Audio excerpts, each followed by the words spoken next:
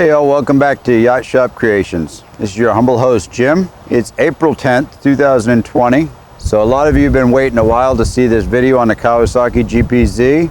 Thank you for patiently waiting.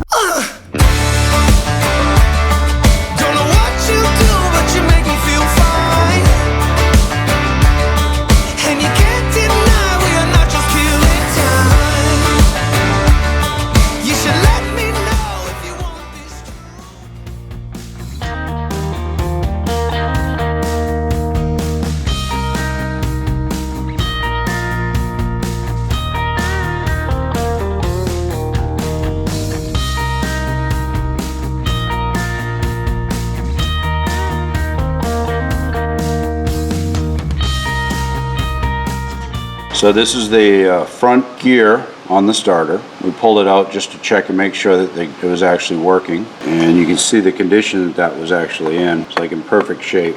So pretty much tells us that the bike really did have only 11,000 miles on it.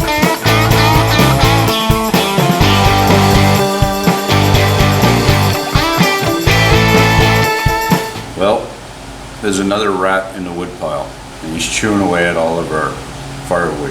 So let me explain to you what it is. You all know we widened the frame, and we were going to have these problems regardless. So we have the main bolt that actually holds the motor in the back on the bottom. Has a pretty good distance in the inside of it here. And the original bolt is actually too short. We're going to build a steel spacer to go in here. And actually I'm saying that, but we might actually do aluminum because the casing's aluminum. So we need a spacer in there. But the first thing we need to do is find out how short our bolt is. So that is a number one project. Up here we're going to have a different issue. We have to add spacers to close this back in. Because even though we spread it on the bottom, it's still spread it on the top. So now you kind of see how far that's apart. And on this side we got the same thing. We want to keep the motor where it's at, but we need to make adjustments. So number one thing to do is to get this bolt extended out so it comes through the frame housing where it's supposed to bolt through, which is actually going to straighten up the motor and make these hangers line up with the frame. So Jimbo's going to cut and weld.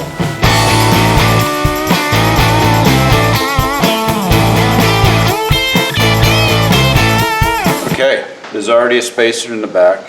What we did is you turn these spacers on the lathe, and these are for the back of the motor mount, and that's going to compensate for the widening of the frame. What was really interesting is both gaps, when the motor was set in with the front mounts, we're at 325, basically is what the measurement was. So now we just have to slide them in, perfect, just like that. And then I'm going to tap it from the other side.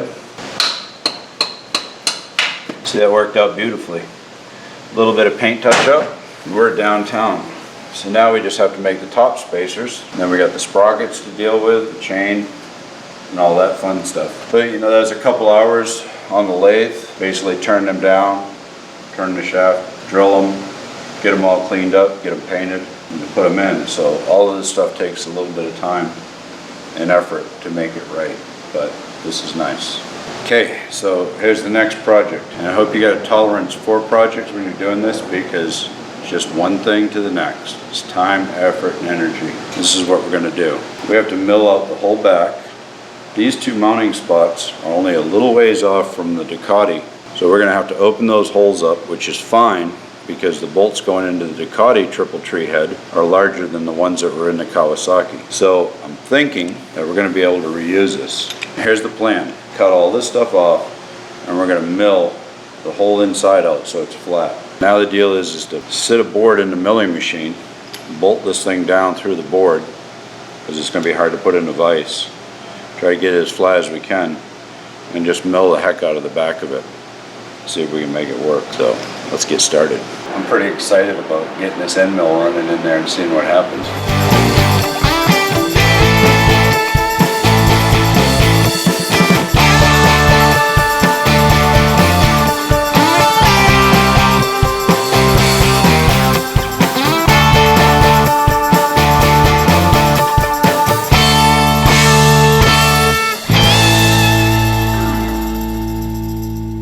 Well, it definitely got thin, but I think it'll still work for what we want it to do. Why wasn't I just smart and learned how to be a paper pusher? Last time you saw me, I was in the office, and we were getting ready to weld this stuff up. Take a look and see how it fits. Came out well. We're pretty happy with it. So it's time to get some 545 on it, and then we'll put some flat black all grip on it, and it'll be a one-piece construction like no Kawasaki frame has ever seen before. We just finished up with the final paint. Looks just like it came from the factory. Not bad for a bunch of white boys.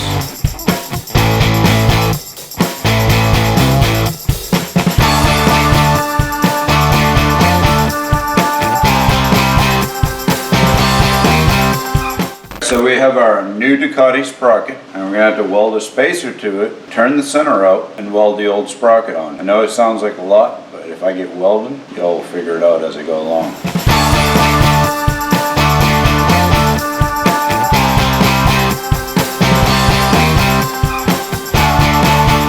Alright, well, that part's taken care of. So what I've done is welded all the way around the outside of the frame here. It's kind of nice because it doesn't have to be polished or anything like some of the stuff we do.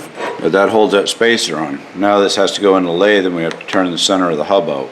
And you can see that where I put tape on it just to add to the hub and make it a little bit more centered for the welding purposes. But the tape's kind of turned black and melted off, but that's alright. It still centered it perfectly for me. So I'm a little closer on the sprocket, getting the chain lined up. What we had to do is put another spacer on the back side of the gear. Now there's two on there. I've done the weld on the inside, welded both around, which is really hard to do, but we got it. And the original gear sprocket looks like this now, turned down. So that's going to get welded on the back side of this, and it will go right on the engine. Will allow us to put the nut through. You see now the nut and the socket can actually go inside the gear. So if you take a closer look at what I did, we welded all the way around the outside. Now you see there's a slight difference in here. I'll put this back on the lathe and make it flat. So it's the same dimension as this, the back part that's getting welded on. That'll give me my alignment. So everything will line up perfect that way. What we're gonna do is we're gonna line up the chain and everything. And if I have to, I can machine the back of this off a couple thousandths to make it flat and to reduce the distance. But we believe this is where it's at, so it's a good place to start. Apparently we have the measuring off the chain and sitting on the sprocket, straight edge off the wheel. We're within about 10 thousandths on our sprocket distance out. So we got a pretty nice line going to the engine now. Okay, there it is. So what I did, this is the old sprocket, like you saw. I basically just super glued this on for now so we could check dimensions. It's literally ready to weld. So I can weld it all the way around the outside. I'm gonna have to do that really well because there's no room to weld on the inside. And you can see where I cleaned it up on the lathe, get rid of some of the high spots in the weld. That's all it needs to be. It's just like that, start to finish. And you can see some of the super glues come out, but that's gonna burn right off once I start welding it. So we're almost done with the sprocket. Very cool.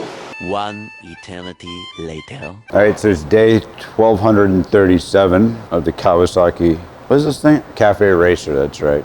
Cafe Racer project. Quite exhausted. My hair's gone white since I started. I've lost weight, I'm getting the old man growth, or lack of growth. I'm at the sprocket right now. So we have the bike together. It's kind of been together, but with the H1N1, oh, what year is this? No, coronavirus. We are finishing up some projects because we're not allowed to leave the premises. There's armed guards outside. Sprocket now lines up with the rear sprocket because the tire was wider. And this is what it looks like. And as you can see, everything tracks well. And I'm really looking forward to 20 years from now when somebody goes back to the Kawasaki dealership and they're like, I need to buy one of these sprockets. And they won't find it. They'll have to come to YOC.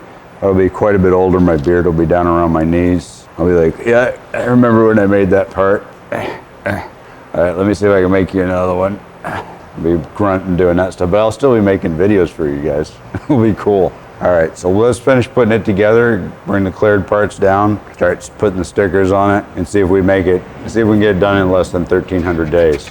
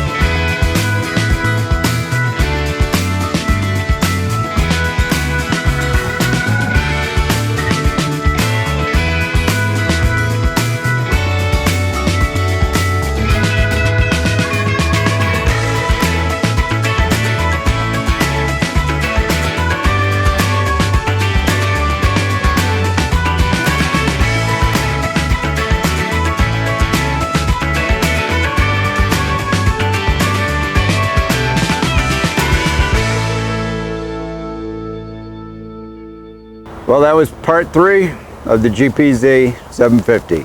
I hope you're all satisfied. Thumbs up, thumbs down, comment, no comment. We'll see you all next time. Have a wonderful day.